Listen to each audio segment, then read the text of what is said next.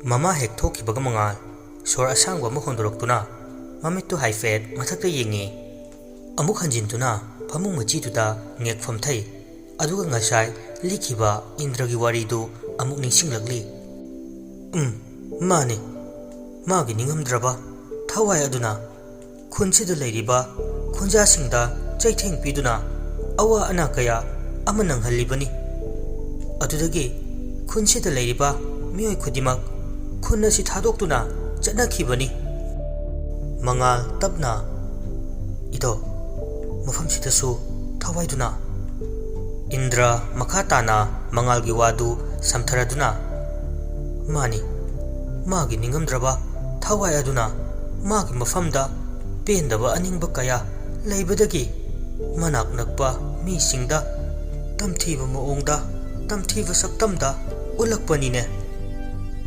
ido adudi haibiyo matau karamna idong no famsida kanasu leita idong no famsida leiriba Indra mangalgi wahaiduda wadu haifet jab leptuna tumina leituna mangaldi yenglaka makhatarei ichasa phattaba minungsi khangdaba minungsi machet amattal paktaba saki wakhal chenba miyoi singadubu icha leisnana maru phangna manghanba pamine aduna aisu icha leisnagi pandamgi damak magi ningliwa khalliba pandamdugi damak phangnabagi ngasi idausu mafamsida leiri idausu yamna pende makhoi anida natana magi mama amadi nupa machadugi makhura mandon phawba miyoising aduna hatkiba masida icha leisnana asuki mati pende magi ningamdraba thawaina idaugi manglanda nungtigi laktuna magi pandamadubu phanghanbiu haiduna idauda tengthari Indra singtharakliba mapidu makhutna mana tapna taithoklaga adunane aina ngasi phawba ichagi pandamdugi damakta likhun pinaba idauna hinglibase mangalna ido nacha aikhoi pumna khangi ngasidi aikhoina thawaidubu kaya lana lauramnaba aikhoigi mafamda awa chaitheng kaya ama pire haina khalamba masi nacha aikhoigi apangbu wakhalni hojikti dauge nunggi warise nacha aikhoina mahaktugi maramda asengbu karino khanghalle ido nacha aikhoi thaudoksida yauriba fattaba wakhal puriba fattaba miyosingbu lemnam taroi matam kayagi mamangdagi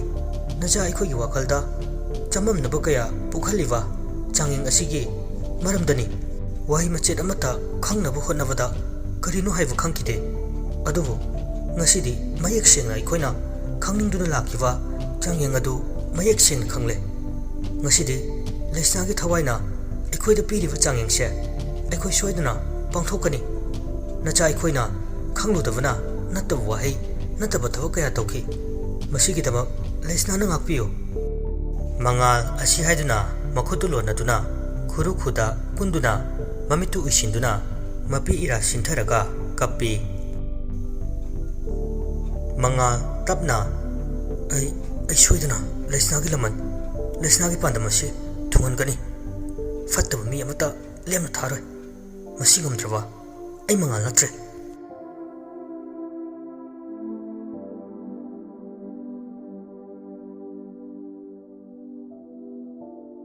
somdana Rakesh nungdangi chak ising tokpagi magi kada laktuna famungda masadu haifet chepthagi haina famungi molduda haifet ngatharai masadu famungda hippaga mathakta yengkhalakpada hipliba famung adugi mathak thangbada akiba masak oina tawravi nupi amagi saktamda mamit ani ngorunarava machuda ngorong onduna masamdu thadaduna mathaktuda Rakeshta khana yenglaga naptuna leirami Ima Rakesh famungdagi chongtharaktuna makhagi floorduda yeisinduna makhongdu sujilaga tai nang kanano Nang kana hayo.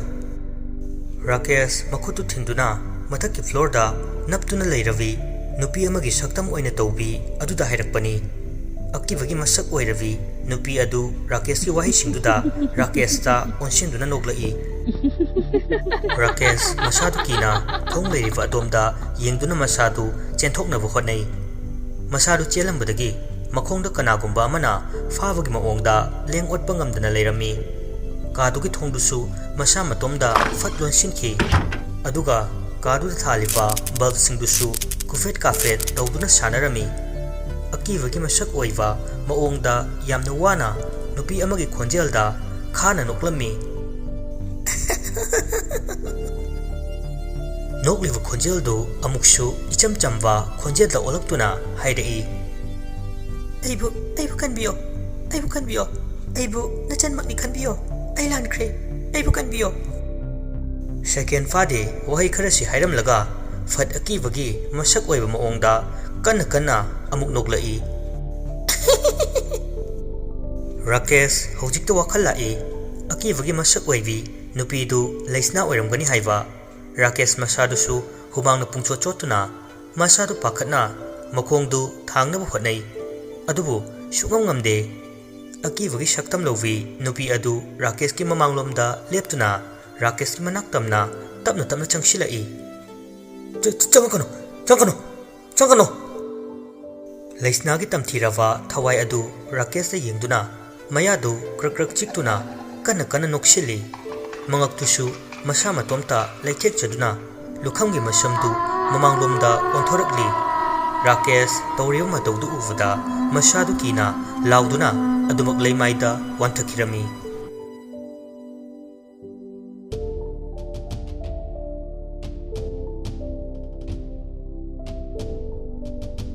Bai, aikoi thuna aikoina khaliba sigi mayokta leptuna ne thuna pangthokna patause.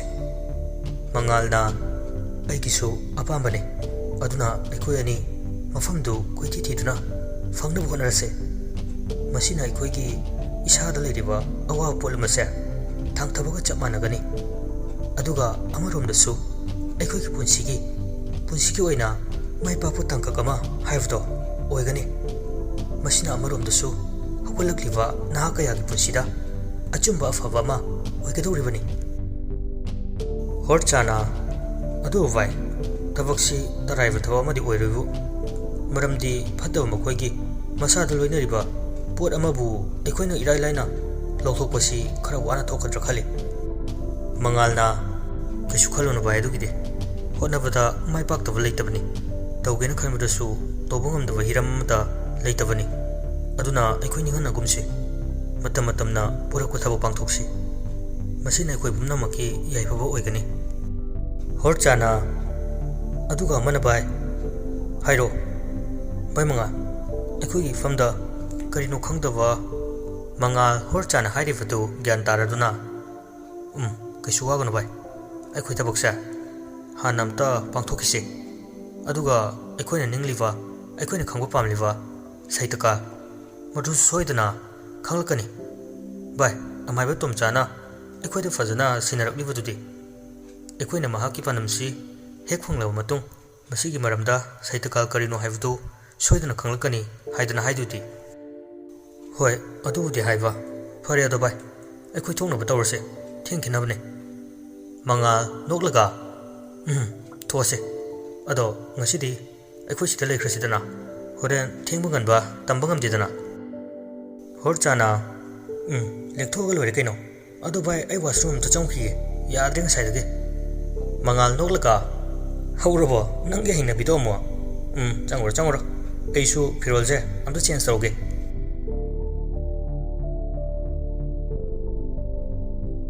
Asumna nupa anidu Imphal gi jaga amada thungladuna makoina khangnaba lakliba miyoising adu mafam jaga khudingi hanghangduna thiba haurai. Matamdu nungthilgi pung 2 makhaimuk taramlani. Poirei amadi Shivanandadi ngasai Horchanda kariguma thabak ama chathokle hairakduna ngasidi yawbu ngamroi haina haikravani. Asumna nupa anidu mafamdugi jaga singadu Indrana hairakhiba makoigi maramda kupna hangduna thiri. ꯃꯐꯝꯗꯨ ꯏꯝꯐꯥꯜꯒꯤ ꯁꯔꯨꯛ ꯑꯃ ꯑꯣꯏꯔꯤꯕ ꯏꯝꯐꯥꯜꯒꯤ ꯑꯆꯧꯕ ꯁꯣꯔꯣꯛ ꯑꯗꯨꯗꯒꯤ ꯈꯔ ꯍꯥꯏꯖꯤꯜꯂꯒ ꯂꯩꯔꯛ ꯑꯣꯏ ꯀꯩ ꯑꯣꯏ ꯇꯧꯕ ꯂꯝꯕꯤ ꯃꯆꯥ ꯑꯃꯗ ꯆꯪꯂꯒ ꯂꯩꯕ ꯃꯐꯝ ꯑꯗꯨꯗꯅꯤ ꯃꯈꯣꯏꯅ ꯊꯤꯔꯤꯕ ꯑꯗꯨ ꯚꯥꯏ ꯑꯁ꯭ꯋꯥꯏꯗ ꯑꯃꯨꯛ ꯆꯪꯂꯒ ꯌꯦꯡꯂꯨꯔꯁꯤ ꯂꯩꯇ꯭ꯔꯒꯅ ꯂꯩꯇꯕꯒꯤ ꯊꯣꯛꯄ ꯇꯧꯔ ꯂꯣꯏꯔꯦ ꯃꯉꯥꯜꯅ ꯍꯥꯏꯔꯛꯄꯅꯤ ꯍꯣꯔꯆꯥꯅ ꯍꯣꯏ ꯚꯥꯏ ꯑꯁꯨꯝꯅ ꯅꯨꯄꯥ ꯑꯅꯤꯗꯨ ꯍꯣꯔꯆꯥꯟꯒꯤ ꯒꯥꯔꯤꯗꯨꯗ ꯒꯦꯠ ꯄꯥꯜꯂꯤꯕ ꯑꯗꯨꯒꯤ ꯃꯄꯥꯗ ꯒꯥꯔꯤꯗꯨ ꯈꯥꯝꯗꯨꯅ ꯀꯨꯝꯊꯔꯛꯏ ꯅꯨꯄꯥ ꯑꯅꯤꯗꯨꯁꯨ ꯑꯃꯨꯛ ꯒꯦꯠꯇꯨ ꯇꯞꯅ ꯍꯥꯡꯗꯣꯛꯇꯨꯅ ꯆꯪꯂꯛꯏ ꯃꯉꯥꯜꯅ ꯃꯤ ꯂꯩꯕ ꯎꯗꯦꯅꯦ ꯀꯧꯔꯒ ꯌꯦꯡꯁꯤꯔꯣ ꯍꯦꯛꯇ ꯍꯣꯔꯆꯥꯟ ꯇꯞꯅ ꯃꯉꯥꯜꯗ ꯌꯦꯡꯂꯒ ꯍꯦꯛꯇ ꯀꯧꯔꯁꯤ ꯚꯥꯏ ꯃꯉꯥꯜꯅ ꯌꯨꯝꯁꯤ ꯃꯤ ꯀꯅꯥ ꯀꯅꯥ ꯂꯩꯒꯦ ꯃꯤ ꯂꯩꯕꯤꯕ꯭ꯔꯣ ꯂꯩꯔꯒꯗꯤ ꯑꯝꯇ ꯊꯣꯛꯄꯤꯔꯛꯎꯕ ꯃꯉꯥꯜ ꯁꯨꯃꯥꯡꯗ ꯂꯦꯞꯂꯝꯕꯗꯒꯤ ꯈꯔ ꯆꯪꯁꯤꯜꯂꯒ ꯃꯥꯡꯒꯣꯜꯒꯤ ꯁ꯭ꯇꯦꯌꯔ ꯂꯩꯔꯤꯕ ꯑꯗꯨꯋꯥꯏꯗ ꯂꯦꯞꯇꯨꯅ ꯍꯥꯏꯔꯛꯄꯅꯤ ꯉꯥꯏꯍꯥꯛ ꯀꯥꯟꯅꯔꯕ ꯃꯇꯨꯡꯗ ꯃꯤꯌꯥꯏ ꯆꯜꯂꯕꯤ ꯅꯨꯄꯤ ꯑꯃ ꯊꯣꯔꯛꯇꯨꯅ ꯀꯅꯥ ꯍꯪꯕꯅꯣ ꯏꯕꯨꯡꯉꯣ ꯃꯉꯥꯜꯅ ꯌꯨꯝꯁꯤꯕꯨ ꯂꯩꯈꯤꯗ꯭ꯔꯕ ꯁ꯭ꯄꯦꯁꯦꯜ ꯀꯣꯟꯇ꯭ꯔꯦꯛꯇꯔ ꯖꯤꯕꯟꯒꯤ ꯌꯨꯝ ꯑꯣꯏꯕꯤꯕ ꯅꯠꯇ꯭ꯔꯥ ꯍꯣꯏ ꯃꯥꯅꯤ ꯀꯩ ꯍꯥꯏꯕꯤꯒꯗꯕꯅꯣ ꯃꯉꯥꯜ ꯃꯈꯥ ꯇꯥꯅ ꯁꯥꯔ ꯖꯤꯇꯤꯁꯀꯤ ꯂꯣꯏꯅꯕꯤ ꯑꯣꯏꯕꯤꯔꯕꯣ ꯅꯨꯄꯤꯗꯨ ꯆꯤꯡꯅꯅ ꯀꯅꯥ ꯍꯪꯕꯅꯣ ꯏꯕꯨꯡꯉꯣ ꯍꯣꯏꯕꯨ ꯃꯥꯅꯦ ꯑꯩ ꯃꯥꯒꯤ ꯅꯨꯄꯤꯅꯦ ꯑꯣ ꯃꯦꯗꯥꯝ ꯑꯩꯈꯣꯏꯁꯦ ꯀꯝꯄꯅꯤ ꯑꯃꯒꯤ ꯃꯤꯑꯣꯏꯁꯤꯡꯅꯤ ꯑꯩꯈꯣꯏ ꯃꯐꯝꯁꯤꯗ ꯑꯩꯈꯣꯏ ꯀꯝꯄꯅꯤꯒꯤ ꯄ꯭ꯔꯗꯛ ꯀꯌꯥ ꯑꯃ ꯄꯨꯊꯣꯛꯇꯨꯅ ꯃꯦꯗꯥꯝ ꯍꯣꯏꯗ ꯁꯨꯝ ꯌꯦꯡꯍꯟꯖꯅꯤꯡꯕ ꯃꯁꯤꯒꯤ ꯈꯨꯗꯣꯡꯆꯥꯕꯁꯤ ꯃꯦꯗꯥꯝ ꯍꯣꯏꯗꯁꯨ ꯈꯪꯍꯟꯖꯅꯤꯡꯕ ꯖꯤꯇꯤꯁꯀꯤ ꯅꯨꯄꯤ ꯂꯦꯝꯁꯅꯥ ꯁ꯭ꯇꯦꯌꯔꯗꯒꯤ ꯀꯨꯝꯊꯔꯛꯇꯨꯅ ꯀꯩꯅꯣ ꯍꯥꯏꯁꯤꯕꯣ ꯀꯔꯤ ꯌꯥꯎꯔꯛꯀꯦ ꯍꯥꯏꯗꯤ ꯅꯣꯏꯒꯤ ꯃꯥꯏ ꯅꯥꯟꯅꯕ ꯃꯥꯏ ꯉꯧꯅꯕ ꯍꯥꯏꯕꯒꯗꯨ ꯌꯥꯎꯕ꯭ꯔꯅꯦ ꯃꯉꯥꯜ ꯅꯣꯛꯂꯒ ꯍꯣꯏ ꯂꯣꯏ ꯁꯨꯅ ꯌꯥꯎꯖꯔꯤ ꯃꯦꯗꯥꯝ ꯃꯉꯥꯜ ꯑꯁꯤ ꯍꯥꯏꯗꯨꯅ ꯅꯥꯀꯟꯗ ꯂꯦꯞꯂꯤꯕ ꯍꯣꯔꯆꯥꯟꯗꯨ ꯀꯧꯁꯤꯜꯂꯤ ꯑꯗꯨꯒ ꯑꯃꯨꯛ ꯍꯣꯔꯆꯥꯟꯅ ꯌꯥꯜꯂꯤꯕ ꯕꯦꯒꯇꯨ ꯑꯃꯨꯛ ꯃꯈꯥꯗ ꯊꯝꯗꯨꯅ ꯕꯦꯒꯀꯤ ꯆꯦꯟꯗꯨ ꯍꯥꯡꯗꯣꯛꯇꯨꯅ ꯃꯈꯜ ꯀꯌꯥꯒꯤ ꯄ꯭ꯔꯗꯛꯁ ꯀꯌꯥ ꯄꯨꯊꯣꯔꯛꯇꯨꯅ ꯂꯦꯝꯁꯅꯥꯗ ꯌꯦꯡꯍꯜꯂꯤ ꯑꯌꯥ ꯁꯤꯗꯤ ꯑꯩꯅ ꯄꯥꯝꯕꯗꯣ ꯂꯣꯏ ꯌꯥꯎꯔꯦ ꯌꯥꯝ ꯐꯕꯅꯦ ꯁꯤꯗꯤ ꯀꯌꯥꯅꯣ ꯅꯣꯏꯁꯤꯕꯣ ꯍꯣꯔꯆꯥꯟ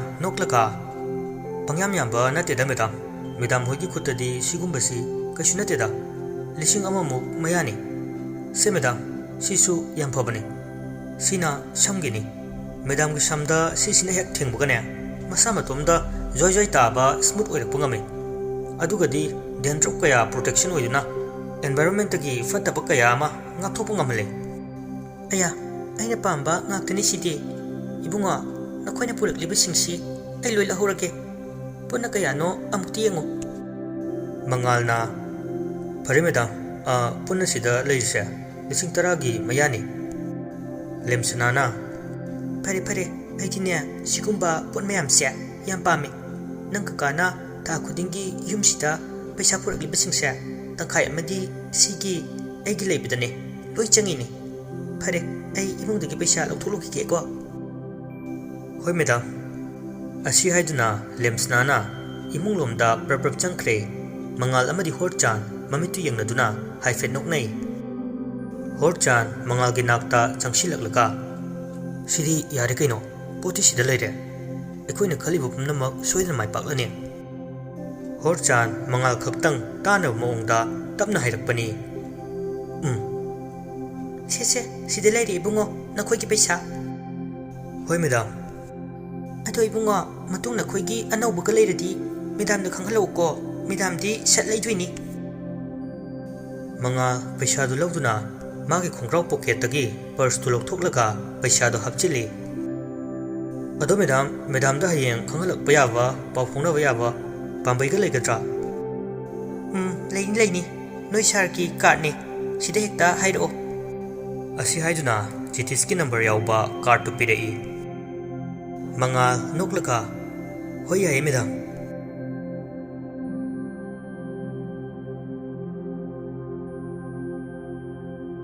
ꯇꯥꯃꯣ ꯀꯩꯗꯧꯔꯒꯦ ꯇꯥꯃꯣꯕꯨ ꯖꯤꯠ ꯕꯦꯜꯀꯣꯅꯤꯗ ꯂꯩꯔꯤꯕ ꯑꯗꯨꯗ ꯂꯦꯞꯇꯨꯅ ꯔꯦꯂꯤꯡ ꯑꯗꯨꯗ ꯃꯈꯨꯠ ꯑꯅꯤꯗꯨ ꯊꯝꯗꯨꯅ ꯀꯔꯤꯒꯨꯝꯕ ꯑꯃ ꯈꯟꯕꯒꯤ ꯃꯑꯣꯡꯗ ꯇꯨꯃꯤꯟꯅ ꯃꯪꯂꯒ ꯂꯩ ꯀꯩ ꯍꯥꯏꯒꯦ ꯁꯣꯅꯤ ꯃꯈꯥ ꯇꯥꯅ ꯃꯄꯨꯔꯣꯏꯕ ꯖꯤꯠꯇ ꯌꯦꯡꯂꯒ ꯀꯩꯁꯨ ꯅꯠꯇꯦꯗ ꯇꯥꯃꯣꯅ ꯍꯟꯗꯛ ꯆꯥꯗ ꯊꯛꯇꯕꯤꯗ nahan makai mahusadagi khara khetnaba maong ama tawbisitane nungaitadana tamunda hangbane jit magi nupi sonida onsilaglaka nokfet tawna sonia ikoi mioi pesa asiba machangak taniko sonina kaidorake tamonang jit nokfet tawna tamo kaisu tawdi aisi kayada pangkraba kayada wakal thenkraba mino aina tawjaruba gi mahine ngasi aigi imita icha amata uba fangdre masibu soni mapi ira sintharaklaka tamo kapkano karigi pukning sontharibano tamona pukning sontharaga aina karamna nungaigania thapak halakpagi wasu waram lakani isado sengdoknaba tawbiro ai laglage nang chalamo tamo lage asi hairamduna soni mafamdudagi thokre jitsu masadu sengdoknaba washroom da changlakle masadu tawelama shetlevani jit masadu su shower gi isingdu tahalaktuna masa pumba isingduna chothalli magi maongdu ningbu kairaba pendaba kaya amagi tayonaba punsi ama lakpada isingduna punsi gi mahau yautraba punsi gi tangkak kayabu chamthokhiba oidasanu haibagi maongni asumna isingdu taraklambadagi masa matomta chaplepki jit usilemba mamittu fat pangthoraktuna kari tawrabano haina khallaga yengi kaino isingdu khajalo isingdi kaisu loiramoida ngarang natrane hafribadubo manida asumna wakhal tawringai shower gi isingdu masa matomta tarakli jit tarakliva isingduda fat yengi amuk masa matomta isingdu amuk chaplepki kaino ni aik minarane asumna wakhal tawringai jit masadu wakhan khanglak laktuna tawriba thokliba mayamsi masada khangchingchingnaba horai jit washroom dudagi thoklage khanduna masadu khong thangba horai khong hek thangba hobaga makhongda kanagumba amana fabagi maongda makhongdu lengotpa ngamlamde mangaktu haifet leithoklaga makhong mapading lai adubu kanasu leiramde jit makhongdu thangduna washroom gi thong leiriva adomda laknaba hotnari washroom gi thongdusu masa matomta loktoksin khiduna hangba ngamlamde aduga kaduda leiriva tap gi isingsingdu masa matomta leithok leisin sanaduna isingsing adu loina tarai jit masadu kivna thak nikle asumna leiringai jit magi manaton adwaida I mari khara tarai jit masadu haifet jingnana makokto haifet tapna non khalui adubu tawramliva oiramliva sing aduda masadu pakhatpa kivna thak nikre akivagi masak oirivi phibam chadravi nupi amagi saktamda mamit anidu ngaurunaba machuda mayadu krakrak chiktuna mamai mamit ingna hingsaduna masamdu yantharaga mathaki floor duda maning mamang onthoktuna makhongna naptuna leirami ima jit masadu pakhatpana longna makhada haitharai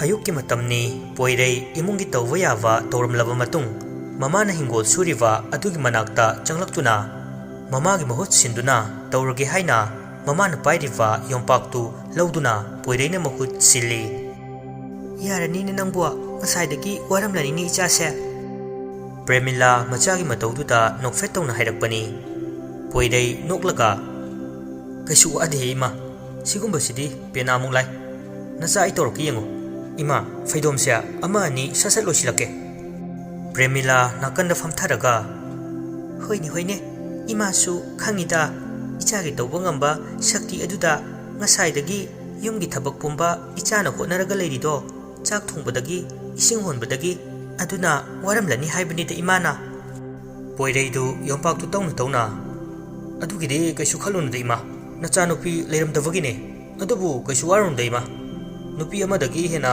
nacha aina tawtharakese ai kaisu wabide Premila makokti yetliva kogetu lauthokutuna mamaidu humang karakliva singadu fiduna taithokli sakre wani nungsasi su onthokna hek nongalapdagi hekti yakna saimi Haima, aidi kaubu kaudre. Nangbu ngasai kadaidano ma chaluni haibra kaino hairamba daine. Poirei tawribu yopaktu chapleptuna masadu tingkhalaktu mamadi yinglaga haidei. Chattoini ma. Sum phamaga leivdo nungaitena tawbane.